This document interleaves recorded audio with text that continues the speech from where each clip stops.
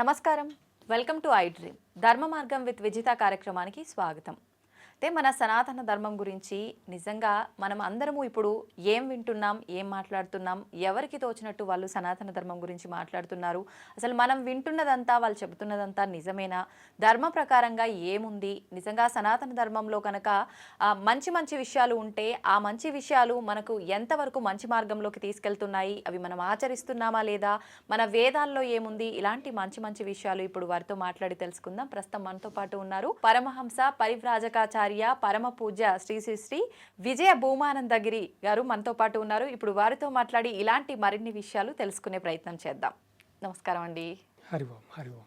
కొన్ని సందర్భాల్లో అంటే గ్రామాల్లో అలా ఉన్నప్పుడు మనం ఒక అమ్మవారిని కానీ ఏదైనా అంటే గ్రామంలో ఉండే ఏదో అంటే బొడ్రాయిలు ఇలాంటివి అంటుంటారు కదా, అవి మనము వాటిని నెగ్లెక్ట్ చేసినప్పుడు ఊరి పెద్దలకు కానీ లేదంటే ఎవరికన్నా ఇలా పూనకంలాగా పైకి రావడము, లేదంటే కల్లో కనిపించటము, వాళ్ళ ద్వారా ఇది నాకు సెలవిచ్చాడు భగవంతుడు వచ్చి అని చెప్పి చెప్పడము, అవి చేసిన తర్వాతే మీకు ఇవన్నీ అంటే ఏదైతే ఇబ్బందులు పడుతున్నారో అవన్నీ మాయమైపోతాయని చెప్పడం, ఇలాంటివి జరిగాయని చెప్పి కూడా వింటూ ఉంటాము.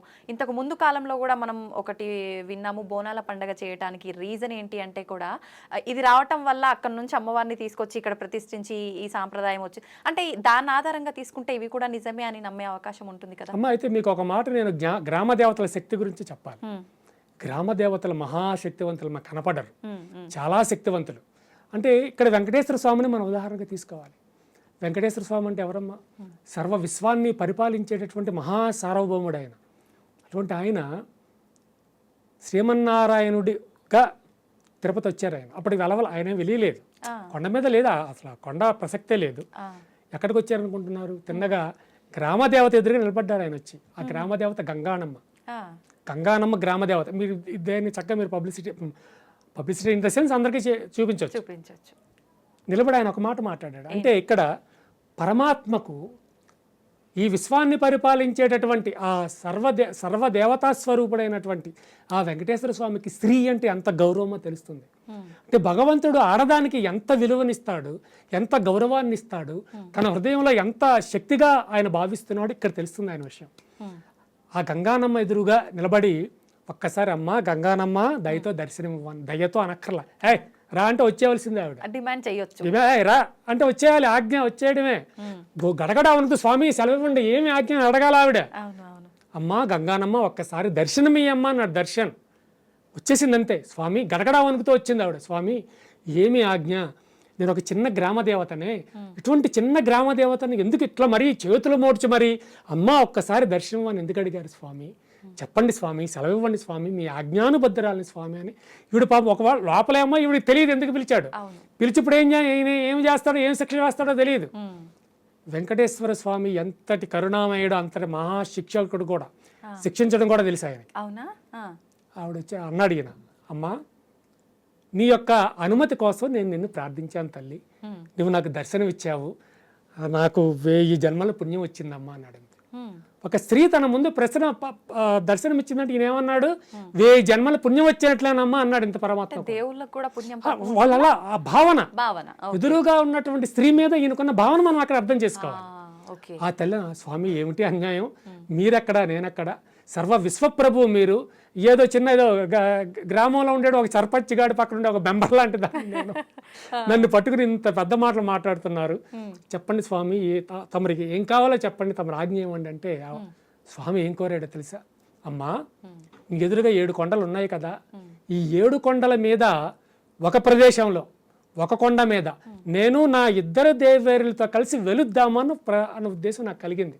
కనుక ఈ కొండల మీదకి ఎక్కడానికి, నేను అనుకున్న కొండ మీద ఏ కొండ మీద నీవు వెలయమంటావు అక్కడ వెలయడానికి దయతో నాకు అనుజ్ఞ ఇవ్వు తల్లి అన్నాడు. ఈ భూమి ఎవడదమ్మా?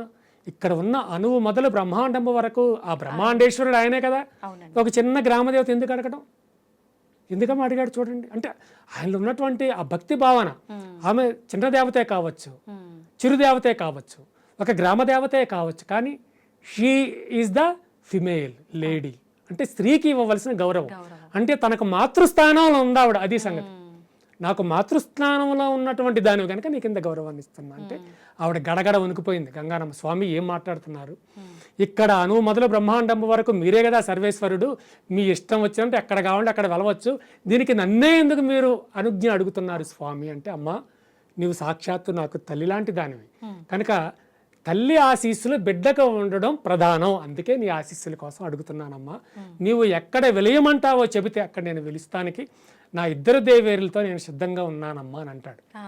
అప్పుడు ఆవిడ మళ్ళా భయపడిపోయాయి, స్వామి మీరు ఎక్కడ వెలుస్తారో వెలియండి, పోనీ ఈ కొండ మీద వెలవమంటావా, దీని మీద వెలియమంటావా, దాని మీద వెలియమంటే ఇవిడ అయోమయంగా చూస్తుంది ఆయన అడుగుతుంటే, స్వామి మీరు ఇక్కడ వెలియండి, అక్కడ వెలవద్దని చెప్పడానికి నేనెవరండి, సర్వాధికారి మీరు కదా అంటే, సరే అయితే ఎక్కడ వెలుస్తానో ఒక కొండను చూపించారు ఆయన.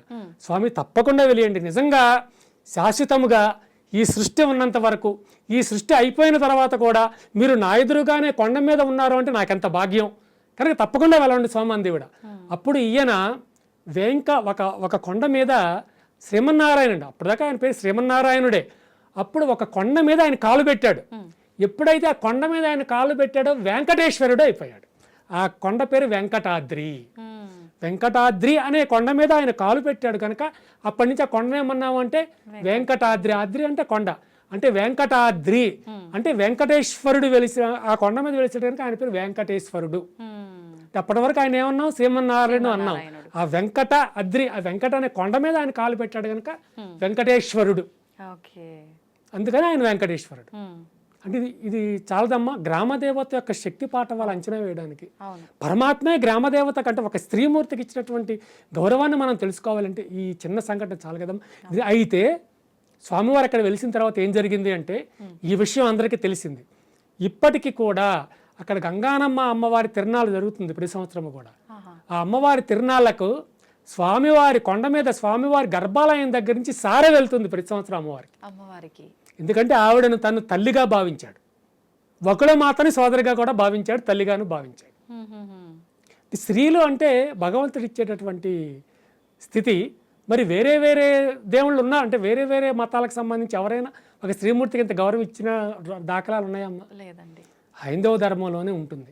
ఈ హైందవ ధర్మంలోనే భగవత్ప్రేరితమైనటువంటి ఈ యొక్క హైందవ ధర్మము భగవత్ప్రేరితం అని కూడా అనడానికి లేదు, భగవంతుడి కన్నా ముందు నుంచే ఉంది హైందవ ధర్మం. ఇక్కడ ఈ ధర్మంలోనే దేవతలు సైతం ఉద్భవించారు. అదమ్మా, దేవతలందరూ కూడా క్యూలో ఉంటారట. అక్కడ ఆ సత్యలోకంలో క్యూలో ఉండి ఎప్పుడు మేము భూలోకం వెళ్తాం, ఎప్పుడు మేము భూమి మీద అవతరిస్తామని చూస్తూ ఉంటారట. ఎందుకంటే ఈ భూమి మీద మాత్రమే కర్మలు చేసే అవకాశం ఉంటుంది. ఒక మంచి పని చేయాలి, ఒక ఉత్తమమైన పని చేయాలి అంటే భూమి మీద మానవ జన్మ ఎత్తవలసిందే. భూమి మీద మానవ జన్మ అయితే దుష్ట శిక్షణ చేయవలసిందే. అంటే నేను కర్మ చేయాలంటే భూమి మీదకి రావాల్సిందే. అందుకని దేవతలందరూ ఎదురు చూస్తూ ఉంటారట, మేము ఎప్పుడు భూమి మీదకి వెళ్తాము, మేము భూమి మీద ఎప్పుడు మేము అవతారాన్ని చేస్తాము అని. మరి అంతటి మహాపుణ్యమైన జన్మ మనకు వచ్చినప్పుడు మనం దాన్ని మంచి మార్గంలో తీసుకెళ్లి మోక్షం పొందాలని చూడకుండా రకరకాల బంధాలు బంధుత్వాల మధ్య పడి కొట్టుమిట్టాడుకోవడం. వీడేంటి నిన్నగాక మొన్న నా ముందేమో ఒక 2 పోర్షన్ ఇల్లు కట్టుకుని ఇప్పుడు పెద్ద షాపింగ్ కాంప్లెక్స్ కట్టాడు, వీడికన్నా నేను బాగా ఎదిగిపోవాలి. అలా ఒకరి నుంచి ఒకరు, వీడి నిన్నగాక మొన్న నా ముందు ఊరి మీద తిరిగాడు, ఇప్పుడు ఎమ్మెల్యే అయ్యాడు, నేను ఎంపీనైనా కావాలి, లేదా మినిస్టర్ అయినా కావాలి. ఒకరి మీద ఒకరు పోటీతత్వం పెరిగిపోయిందమ్మా. ఒకరి మీద ఒక దారుణమైనటువంటి పోటీతత్వం, చాలా దారుణమైన. పూర్వం అంత పోటీతత్వం లేదమ్మా. పూర్వం మనుషులమే ఉన్నాము, పోటీతత్వం లేదా, వీడికన్నా ఎక్కువ కావాలి, వీడికన్నా ప్రతి ఒక్కరు. ఇప్పుడు మన కుటుంబంలో వాళ్ళమే మన కుటుంబం అనే భావన లేకుండా ఉన్నాము. ఒకప్పటి కాలంలో చూస్తే గ్రామం అంతా కూడా వరుసలతో పిలుచుకోవటము, అందరూ బంధుత్వంగా ఆప్యాయంగా ఉండేవారు. ఇప్పుడు ఆప్యాయత కరువైపోయాయి. ఎందుకంటే పల్లెటూరులోనే తత్వమే అదంటారా, లేదంటే మనిషి ఆలోచన కలియుగ తత్వము కొంత ఉన్నా మనిషి ఆలోచన పరంగా దిగజారిపోతున్నాడు. ఇప్పుడు కలి బ్రహ్మదేవుణ్ణి ఒక ప్రశ్న వేస్తాడు, నేను ఎందుకు వస్తున్నానో తెలుసా అంటే, కలియుగం కదా, ఆ యుగం నేను ఎందుకు తీసుకున్నానో తెలుసా అని అడుగుతాడు. ఎందుకు తీసుకున్నావు అంటాడు బ్రహ్మ. ఈ కలియుగంలో 2, ఒకటి వాచాలత, 2 కామం. అంటే ఒకరిని ఒకరు ఇష్టం వచ్చేట్లుగా తిట్టుకునేలా నేను చేస్తా. తల్లిని కొడుకు తిట్టడం, కొడుకు తల్లిని బూతులు తిట్టడం, తండ్రిని రోడ్డు మీదకి లాగి గొడ్డును కొట్టినట్టుగా కొట్టడం, అలాగే ఒకరిని ఒకరు విపరీతంగా దూషించుకోవడం. మీరు పార్లమెంట్కి వెళ్ళినా, అసెంబ్లీకి వెళ్ళినా, ఎక్కడికి వెళ్ళినా ఒకరిని ఒకరు విపరీతంగా దూషించుకోవడం. అట్లా నీ సృష్టిని నేను నాశనం చేస్తాను. అది నాకు ఒక ఆయుధం. ఇంకా కామం, తల్లి లేదు తండ్రి లేదు. మొన్న రీసెంట్గా చూశాను, సొంత అమ్మమ్మని రేప్ చేశాడు అక్కడ. 22 సంవత్సరాల వయసు కూడా వాడికి లేదు.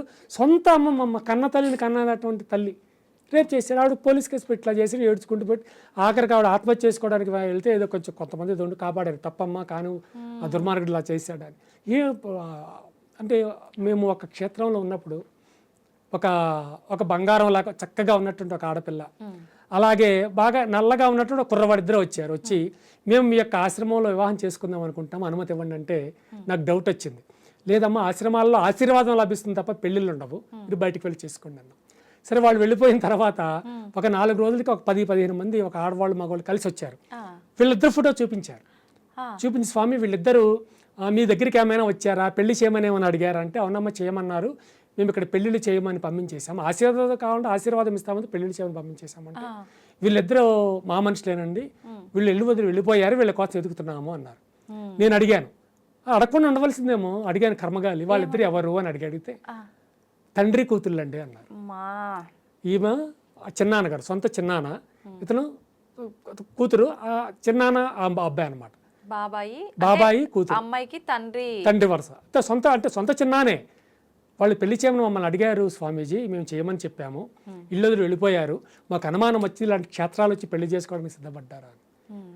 ఎందుకమ్మా దుర్మార్గం. అంతేకాదు, మా పూర్వాశ్రమానికి సంబంధించిన బంధురికంలో కూడా అమెరికాలో ఉంటున్నటువంటి ఇద్దరు వచ్చి తోడబుట్టిన అన్నా చెల్లెలు మాకు పెళ్లి చేయండి అని గొడవ పెట్టి కూర్చున్నారు.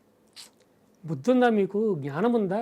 తోడబుట్టిన అన్నా చెల్లెలకి పెళ్ళి ఏంటమ్మా అంటే, మాకు అలా అనిపించింది, మీరు చేస్తారా మానేస్తారా, మీరు చేయము అంటే మేము వెళ్ళి చేసుకుంటాం అంతే, మీ చావు మీరు చావండి, దూరంగా వెళ్ళిపోయి పంపించేసాం బయటకంటే, మీరు ఏం చేసుకుంటారో మాకు అనవసరం, మా దగ్గర ఈ డిస్కషన్ వద్దని పంపించేసాం. ఏంటమ్మా, ఏమిటి ప్రపంచం అట్లా తయారవుతుంది, ఈ మానవ జాతి ఎక్కడికి వెళ్తుంది, ఏమిటి దుర్మార్గం. ఇంత మరి కలియుగమనే అనాలి, కలిలోనే ఇటువంటివి వస్తాయంటే పూర్వం కూడా జరిగాయి, మన వేదకాలంలో కూడా ఇటువంటి కొన్ని జరిగాయి. అంటే చాలా తక్కువ, ఇప్పుడు చాలా ఎక్కువ. అంటే ఇప్పుడు మన ఇంటి ఎదురుగా మన ఇంటి పక్కన జరుగుతున్నాయి, అప్పుడు ఎప్పుడో జరిగాయి ఎక్కడో ఏదో ఊళ్ళో, కానీ మన ఇంటి దగ్గర ఇక్కడ ఇటువంటివి జరుగుతున్నాయి ఈ రోజుల్లో. ఎంత దుర్మార్గం అయిపోయిందమ్మా. అంటే మానవ సంబంధాలు పలచబడిపోతున్నాయి, ఒక అన్న తమ్ముడు మధ్య కూడా పలచబడిపోతున్నాయి చాలా సందర్భం. అందరి విషయాల్లో కాకపోవచ్చు, చాలా విషయాల్లో అట్లాగే జరుగుతున్నాయి. నిజంగా చాలా మంచి విషయాలు తెలియజేశారండి. వేదాలలో ఇంత మంచి విషయాలు ఉన్నాయి, అవి భగవద్గీత రూపంలో మనకు తెలియజేశారన్నారు. కానీ ప్రత్యేకించి వేదాల గురించే మీ మాటల ద్వారా మరొక మంచి ఎపిసోడ్లో మాట్లాడుకుందాం. ఇప్పటి వరకు ఇంత మంచి విషయాలు మాకు తెలియజేసినందుకు ధన్యవాదాలండి. శుభం.